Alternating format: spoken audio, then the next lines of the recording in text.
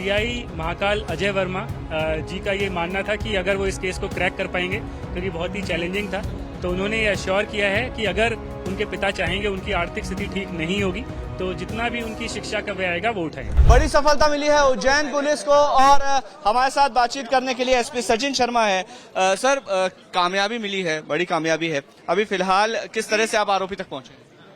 उज्जैन जिले में जो घटनाक्रम हुआ था 25 तारीख को, उसमें टेक्निकल जो डेटा हमारे पास था और जो मुखबिर सूचना थी, उसको असेस करने के बाद ही हम आरोपी तक पहुंच पाए हैं।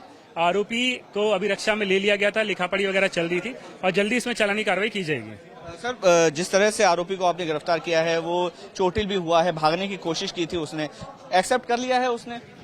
इसमें प्राइमरीली देखा जाए तो जब भी कभी साइंटिफिक और टेक्निकल एविडेंस के बेसिस पे हम किसी आरोपी तक पहुंचते हैं, तो उसमें उससे जब पूछताछ वगैरह की जाती है, सीजर वगैरह होता है, तो कहीं ना कहीं चीजें निकल के आती हैं।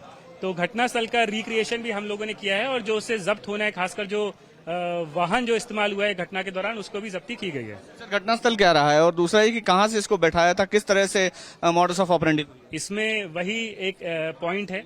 नॉर्मली जो घटनास्थल होता है उसके बारे में फरियादिया बताती है, क्योंकि वो बता नहीं पाई थी, तो उसी के रिक्रिएशन के लिए हम लोग वहां पे गए थे, क्योंकि उसी दौरान ये घटना हो गई है। तो वापस से न्यायालय से अनुमति के बाद वापस से घटनास्थल को रिक्रिएट किया जाएगा। अभी फिलहाल क्या स्थिति है सर पीड़िता?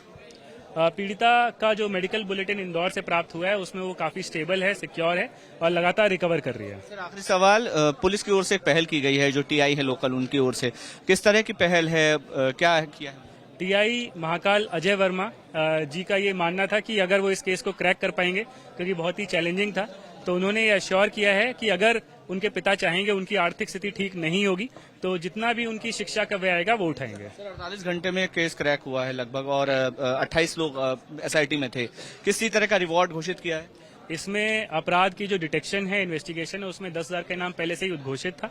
इसके अलावा बाकी भी जो सुपरवाइजरी ऑफिसर्स कंसिडर करते हैं, जो इसमें उचित मानते हैं, वो उनको दिया जाएगा। सर, 2 आरोपी हैं मुस्तफा? इसमें जो हमारा मेन ऑफेंस है उसमें सिर्फ 1 आरोपी है।